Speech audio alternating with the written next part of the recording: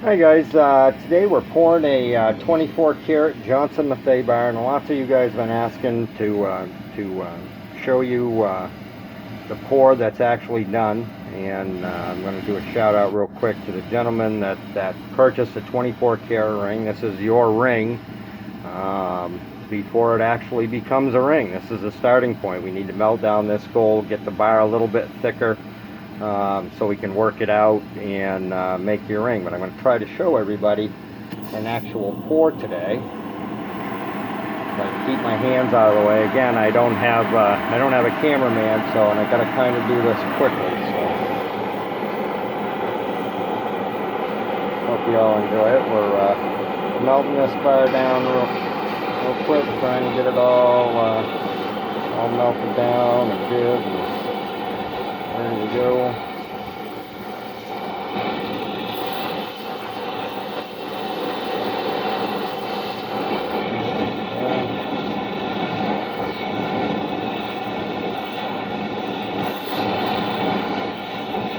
You guys can see it. That's the actual molten gold. I'm going to grab it right now. Move up some more. And we got a steel, just plain steel clamp bar mold right here. And that's all I'm using. Nothing fancy. You don't need anything fancy.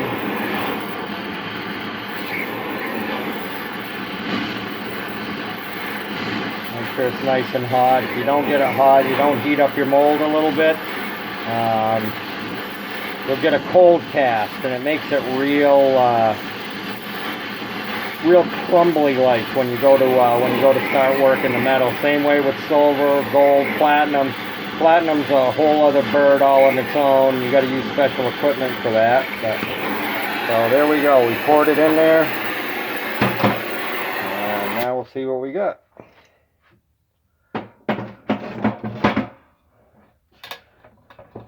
There was a little bit of blowback, so I don't know if you guys can see it or not. I'm going to try to take this out. This is extremely hot. So let's do this with a pair of pliers here. But that's our gold bar right there, and that's what we're going to work from. Just a big 24 karat gold bar. And these little flakies, I don't know if you can see them. There's a little bit of flakies on the end there.